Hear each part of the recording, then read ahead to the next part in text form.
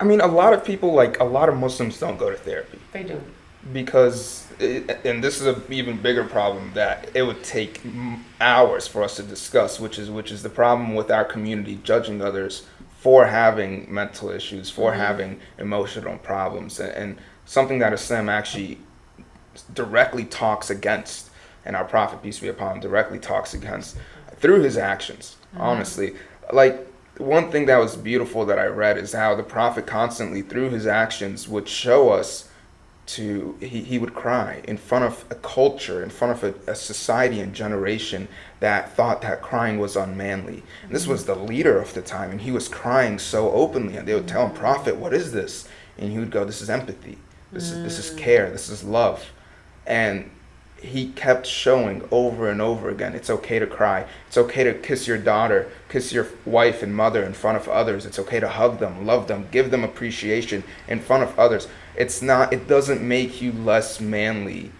And I want to say this to every Muslim, every non-Muslim actually, because there's a lot of men that are non-Muslim that think like this too.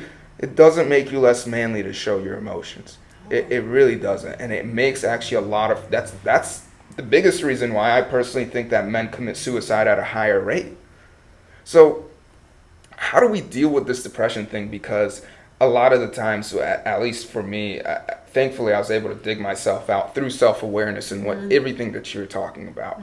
But I would wake up in the morning and I'm like, I don't even want to brush my teeth. I didn't want to brush my teeth. I didn't want to shower. I didn't even want to do. But like, if you looked at me from the outside, you'd be like, this is a guy that works out, doing good in school, last year in college, plays sports, all of these things. Like, oh yeah, he's successful, starting this podcast.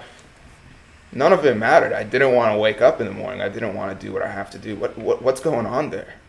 So there's always a lot of things going on there. You know, it's not just one thing, and so it's not just one avenue that we take to address it. But you touched on one small but big piece is what the Prophet ﷺ was really telling people to do is to access a range of emotion. When you can access a range of emotion, you actually, like I said, all the time I'm teaching people how to decrease inflammation in their body.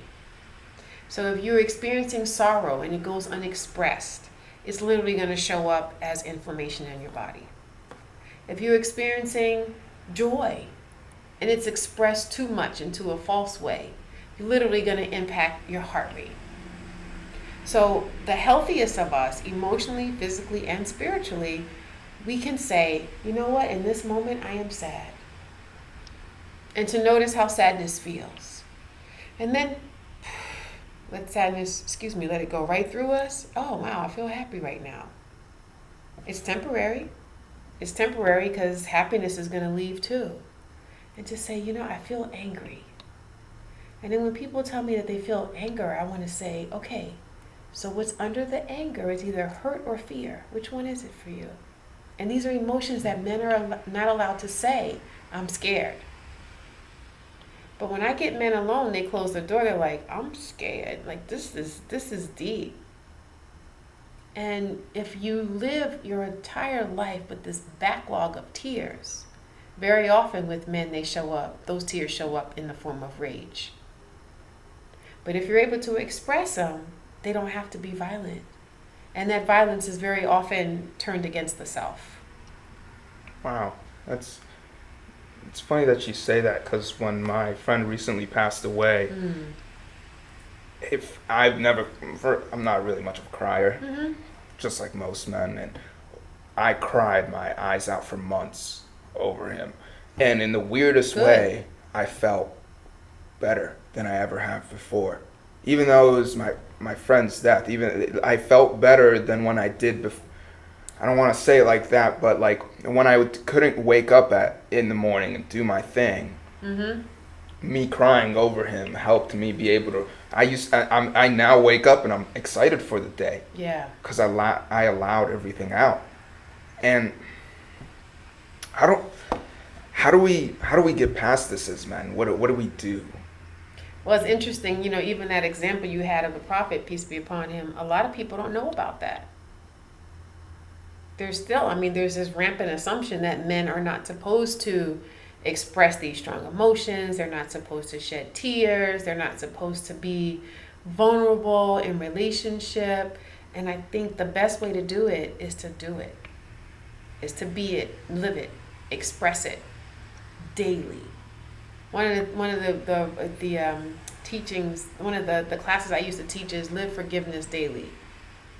I've sort of fallen off with that Facebook page, but live forgiveness daily, like every single day. Express a sorrow. I think that's another Rumi poem. He talks about the guest house. You know, let every emotion just come in, even if they come to your house and tear stuff up. I'm totally paraphrasing Rumi, right? But just let them come in. Let every emotion come in. But how do we do it? Is we live it and we model it.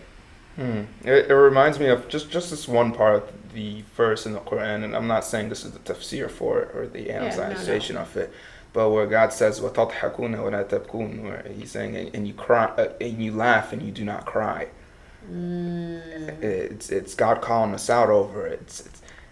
It's important. It's very important. But at the same time, I think humanity leans towards sadness sometimes a little too much. And some people I've noticed around in my life personally, because I can't speak for the rest of the world, they feed off of the sadness. Mm-hmm. They enjoy the sadness. They live in that sadness. And even once life gives them a way to get out of the sadness. Like, no. Let me. This is what I'm used to. Yeah. Well, what's going on there, or what's happening? It's complete and utter fear. I said to someone the other day, I said, who would you be if you didn't have any more resentments? He got mad at me. What kind of question is that? Who would I be if I didn't have any resentments? You know, I'd be a better person. I'm just wondering, because you got a whole long list of them. What if you just let one go? Because this person was literally wallowing in sorrow and sadness and grief, and this is wrong and that is wrong. It's like, you don't have to be perfect at this, but what if we just made a decision to let go of one of those resentments? Just one. What would happen? And I think it happens a lot with people, and I think it's a lot of the times gratitude is missing. Mm-hmm. And gratitude leads it, like, I think anger is the opposite of gratitude. Yeah. And people think that the pursuit of happiness, because of John Locke and the way that Western philosophy and Western thought has evolved, it's become happiness is now our virtue. Happiness.